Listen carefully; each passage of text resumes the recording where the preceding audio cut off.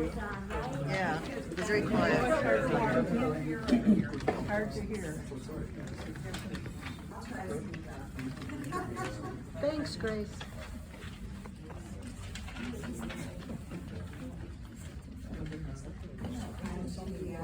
Can't hear you. We can't hear you. Can't hear you. I'm Judy Younger. Loved ones. The first one was about the car. It's in the shop, we told him. When he kept asking, eventually we told him it would cost more to repair than the car was worth. So I got him some taxi vouchers he could use to get around. From the time we turned 16, a car represents independence, freedom. But with that freedom comes responsibility. A few weeks earlier, my dad and I were going on a little outing. My car's out front, I'll drive, he announced. We weren't going far, and I'd be with him after all, and he loved driving. He taught each of us to drive with patience and humor, his trademark characteristics.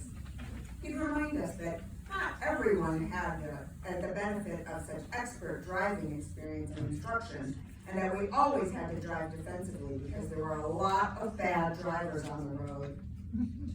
Now, he was one of them.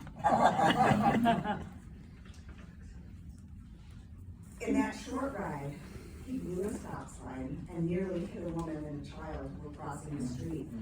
Damn, sure didn't see them. He blamed the waning light of day and their dark clothing. He nearly turned the wrong way down the one-way street before I stopped him. I don't think Dad should drive anymore, I told my sisters. He gets confused and makes bad decisions. So, he disappeared the car. He was being evaluated by the assisted living facility that he was, unbeknownst to him, going to be moving into. We have level 2 and 3 residents on the first floor, the nurse said to me, although my father was sitting right next to me.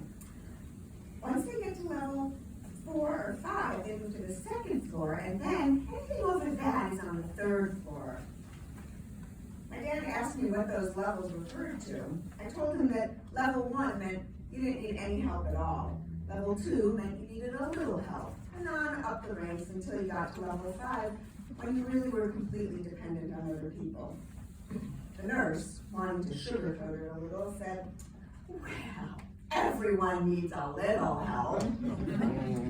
Well then, no one would be a 1, my father. I know, right? So logically, I wondered if he belonged there at all. Another big lie was telling him that this was a kind of rehab facility. He had bad edema in his legs, and we told him he'd get daily therapy to make it better. There was a little truth mixed in there, so we justified it. How long will I have to be here? Oh, it might take a couple weeks. How could we tell him that he was going to live out the rest of his life in this place? It would have rattled him so badly. Always, our intention was to normalize, ease in so he wouldn't panic or get depressed. But also, if I'm being honest, so he wouldn't argue about it. We were protecting him, but also ourselves. Say, where am I? He asked my sister after he'd been there a month or so.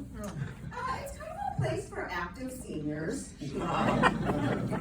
Active seniors? How did she come up with that one? He accepted it. It became much easier a few months in when my mother moved in with him. She had a heart condition, and that had made it unsafe for her to live alone.